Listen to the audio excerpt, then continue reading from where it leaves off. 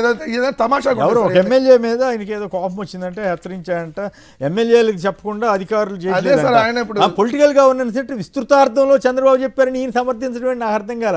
అదేంటి sir political governance వద్దు పాడొద్దు, మనం పద్ధతైన రాజ్యాంగబద్ధమైన ప్రభుత్వాన్ని నడుపుదాం సార్ అని చెప్పవలసిన పవన్ కళ్యాణ్ గారికి మరి ఆ విషయం తెలుసో లేదో తెలియదు కానీ విస్తృతార్థంలో చెప్పారంట చంద్రబాబు గారు. పవన్ కళ్యాణ్ గారు ఏమో దాన్ని అపార్థం చేసుకుంటున్నారు అధికారులు ఎమ్మెల్యేలు. ఈయన రాజకీయ పరిపాలన చేయమని క్లియర్ గా చంద్రబాబు నాయుడు గారు ఏం చెప్పారు, వైఎస్ఆర్ కాంగ్రెస్ పార్టీ వాళ్ళు ఏదన్నా పని కోసం వస్తే డైరెక్ట్ గా కానీ ఇండైరెక్ట్ గా కానీ ఏమి మీరు వాళ్ళు సపోర్ట్ చేయొద్దని చెప్పాడు. అవును, ఇదే అచ్చెన్నాయుడు గారు ఏం చెప్పారు, పసుపు బిళ్ళ పట్టుకొని వస్తే ఎవరైనా ఎంఆర్ఓ ఆఫీస్కి కానీ పోలీస్ స్టేషన్ కానీ వాళ్ళకి మంచి టీలు కాఫీలు ఇచ్చి వాళ్ళకి పని చేయాలి అని చెప్పాడు.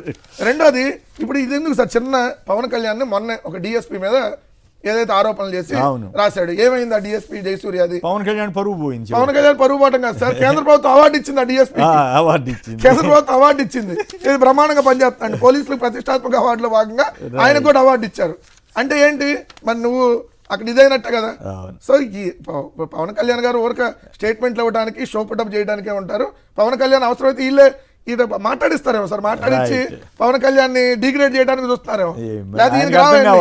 ఆయన గట్టిగా నిలబడితే ఆయన పేరు వస్తుంది, ఆయన ప్రశ్నించే ధైర్యం ఆయన చేయలేకపోతున్నాడు. వీళ్ళేమో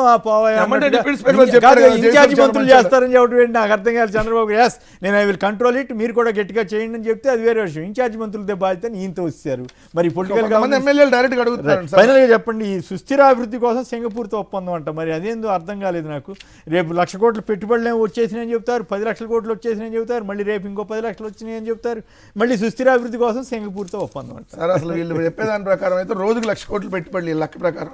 ఏ రోజు మీరు పేపర్ చూడండి, క్యాబినెట్ మీటింగ్ అవ్వటం 1,00,000 కోట్లు పెట్టుబడి, 1,00,000 ఉద్యోగాలు ప్రతి క్యాబినెట్ లో. అదేం చూస్తే 99 పైసలకి ఎవరికైనా భూములు ఇచ్చే కార్యక్రమం. లేదంటే మీరు అన్నట్టుగా 10 కోట్లు 20 కోట్లు విలువైన భూముల్ని 10 లక్షలకు ఎంతకో ఇచ్చేసి వాళ్ళకి సంబంధించినటువంటి బినామీల నుంచి మళ్ళీ వీళ్ళు దోచుకునేటువంటి కార్యక్రమం. ఇది తప్ప సుస్థిరాభివృద్ధి ఆడ ఉంది.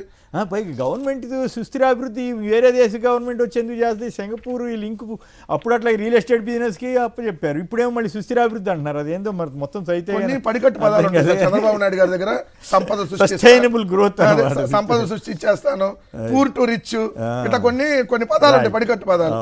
ఇది కూడా అదే సుస్థిర అభివృద్ధి. నేను అసలు అభివృద్ధి చేసేసా, అసలు అభివృద్ధి అనేది ఎడన్నా కనపడితేనే కదా. రైట్.